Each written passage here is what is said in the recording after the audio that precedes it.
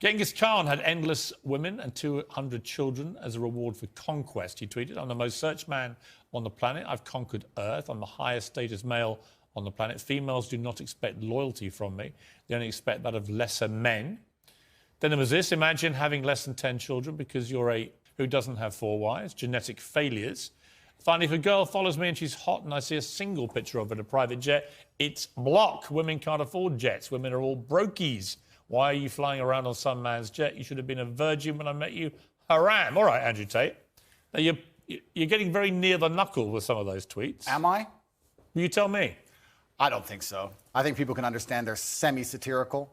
I think people can understand. Do you mean them as jokes or do you mean them? Not that I don't mean them as jokes. I mean, they're a overall public commentary and observation. I do mean what I say. If I were to see a girl on a private plane on Instagram, for example, I would assume that a man put her on that private plane. I would not assume she bought it herself. What if it was... Perhaps that makes me misogynistic. What if it was Ariana Grande or Beyonce? Well, that's slightly different, isn't it? Why? Because they're famous and very They're rich. women? Yeah, of course, and they're famous and very rich. But so there are lots of women you wouldn't think that if you actually saw them on a private plane. Well, if I saw a 19-year-old girl from Moldova where the average wage is $200 a month and she was on a private jet, I would assume that with the balance of probabilities, considering I'm an adult, it's very likely because of her beauty, a man has put her on that private plane. Yes. If that makes me misogynistic instead of just perspicacious enough to understand how the world works, so be it. I'm a realist. Should you be such a generalist about these things? Well, you have to be a generalist when you're looking for in the balance of probabilities and trying to find balance in the world. You have to be a generalist. In general, if I stroke a lion, it's going to bite my hand. In general, there might be a nice one, but I don't want to find out. So that's how the world works. You've praised the Taliban in the past. Would you do so again tonight? The world is not black and white. The world is gray. It's very difficult to sit and make black and white assumptions about anything, to sit and say that the Taliban are completely and utterly evil and we're completely and utterly good, as you just discussed with the moral high ground. I believe that the Taliban bring law and order. It may not be the law and order we like, but it's a form of law and order, and humans usually gravitate What about towards... their treatment of women? I mean, only tonight they have banned any women from going to university. Fantastic. Let's get the feminists to go and teach them a lesson.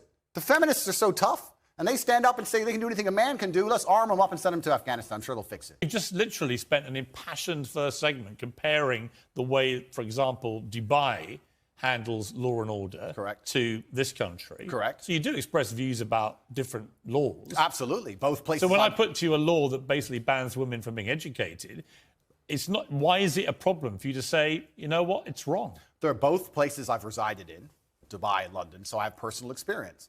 I can give my personal opinion, but like I said, it has absolutely nothing to do with me with what the Taliban decide to do inside of Afghanistan. And if they decide that's the most prudent way to run their society, then we have two choices. We can either go over there and start another war that we shouldn't be involved in and waste a bunch of life, or we can sit and say it's up to them. They should govern themselves. They're people. We're no better than them. And they've decided to live their lives a particular way, and that's how they're going to live it. Like I said, if feminists are very upset and they're very disgusted by the fact that in Afghanistan, women cannot go to school, I've been told repeatedly by feminists that they're just as capable as men in all realms, and I expect them to arm themselves and fly over to Afghanistan and fix it. Feminism is defended by men. Men stand up and defend feminism, not feminists themselves, because they're incapable of violence. And we're in a situation now where you're saying that we should send men to go and fight for feminism. Why? It's not a man's problem. No, I think I'm saying feminists believe. I think men can be feminists too, because if feminism believes in equality for women, I'll sign up to it. I don't agree with radical feminists who hate men. Right? To me, the radical anything to me is a bad thing. Yeah, and I think most feminism in the West currently is radical. Well, some of it is, no question. Absolutely, but this is my point. My point is that the Taliban are going to do whatever the Taliban decide to do. If I'm going to fly over to another country, I will respect their laws and customs. It's not my job to come along and tell other people how to live. I don't believe I have a moral high ground in that degree. And if people are genuinely upset and disgusted by it, the bottom line in most disagreements on the earth is violence. People who feel like they should go and fix it, then fix it with violence, then it can be the feminists who feel so outraged by it. But it's funny, they don't comment on these subjects, feminists. They seem to instead attack the Western male for some reason. It's an easy win for you to make women think you're not anti them, to say that when they're not given equality, as the women in Afghanistan clearly are not, because they're not allowed to go to university now, as of today, that is clearly unequal, unfair. We should all be able to agree that that is wrong. Well, certainly as a realist... Even you, tough guy Andrew It's Tate. not tough guy. I am a professional. As a professional, I can state that, yes, it is not equal. Yes, it is not fair. That is obvious for anybody.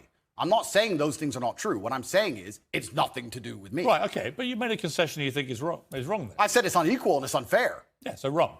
Well, perhaps. Force yourself, Andrew. No, perhaps it's wrong under certain moral guidelines, but under the moral guidelines which are currently in charge of the jurisdiction of Afghanistan, they don't believe it's wrong. It's nothing to do with me. Well, I'm not going to sit here and tell other countries how to run their laws. I'm going to live in societies with laws I respect. You know what? I'll take unfair and unequal. Sure. Where is the line for you between masculinity, which I will always defend, and which I agree with? I think a lot of women like men to be masculine, and what has become known as toxic masculinity. And the reason I ask you is that you are engaged in that debate with men all the time.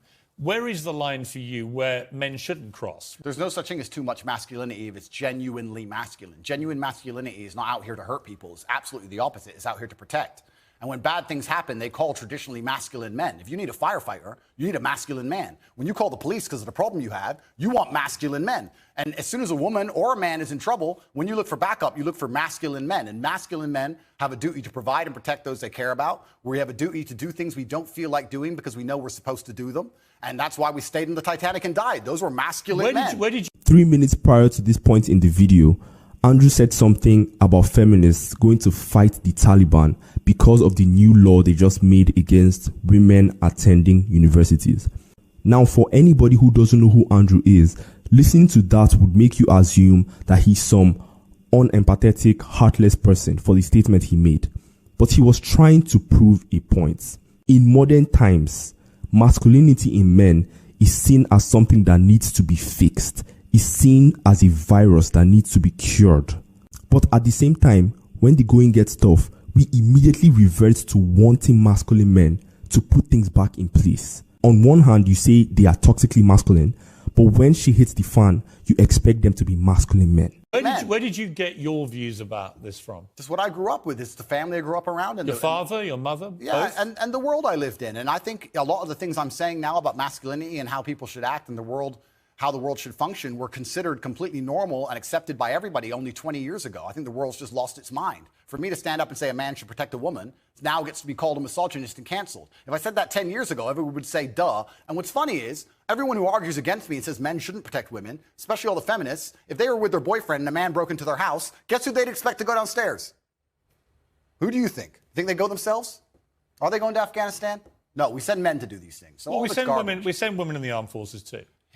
You have to generalize when you make points. There are many, many courageous people. Exceptions do not disprove the rule. Exceptions do not disprove the rules. Men do the fighting. Right now in Ukraine, men cannot leave. Women are allowed to leave because men have to fight in the front line and women are allowed to go to Dubai. That is how it is. What do you say to young men who come to you for advice, who feel lost, who don't really know where they fit into society? I say that life as a man is exceptionally difficult. I say the most beautiful and the most terrifying thing about being a man is you're born without value. Society doesn't care about you. You're only going to be cared about based on how useful you are. You have the chance to build yourself up and become a superhero if you're prepared to do the hard work and be indefatigable enough to never quit. But if you're going to stand around and wait for a handout, nobody's going to ever respect you. And I think that a lot of people have forgotten about how difficult and how competitive it is as a man. We're always in constant competition with each other. And it's your duty as a man to stand up and say, I want to be as important and strong and good-hearted and God-fearing as possible. And I need to work hard to achieve those things.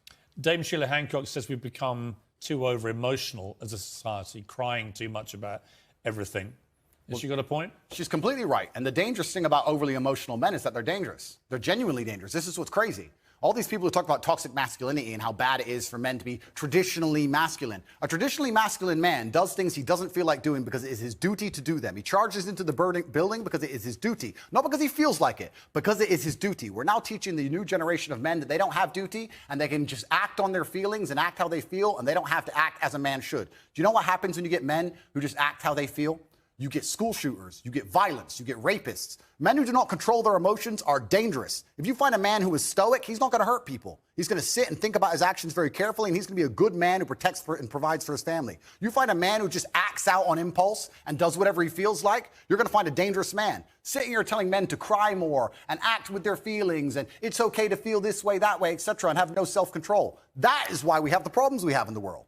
Absolutely and utterly wrong. So when they talk about toxic masculinity, they have it completely inversed on its head, completely and utterly wrong. We need to be teaching stoicism. We need to be teaching young men to understand that the world is very, very difficult. It's hard to be a man. You're going to feel bad sometimes. You need to suck it up and perform anyway. Not to sit there and cry your eyes out or blame other people. Tough being a woman, too, in modern society. It's certainly tough being a woman, but I'm not a woman, so why would I speak on issues I do not understand? I'm a man. You can feel an empathy for women. I feel empathy, certainly, but I do not understand their issues.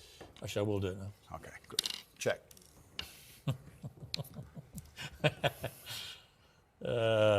Check. Check. Check. I need to buy some time. Don't say that, How long have I Piers. got? 1 You need minute to 12. Believe in yourself. Oh, I never, ever give up. Believe in yourself, I Piers. do believe in myself, thank you. Good. Self-belief is important. I do believe in myself, but this has not gone well. You're quite good at chess, I'll give you that. Yeah, well, in the chessboard of life, I've done pretty good. Mate in 2, Piers. Yeah, you can have that. Doesn't matter. It's mate in 2. Check. Mate. Good. Ah! Good game, sir. Well played. Thank you. Andrew Tate, I'll give you something. You're good at chess. Thank you. You have to be. You just beat me. You're an What has adult player. chess taught you about life, quickly? Chess absolutely reflects life. And even I say this now in my business meetings with my team. A lot of the problem in the world today, especially with teams and businesses, et cetera, everyone wants to be the king. But if you want to have a team, if you want to have a side that wins, if you want to win a game of chess, everybody has to know their role and do their role effectively. There can be a king and a rook and a pawn and a bishop and a knight, and everyone does everything correctly. And when that happens, you have a very formidable board and you're hard to beat. And chess reflects life absolutely. It's something I do every single day.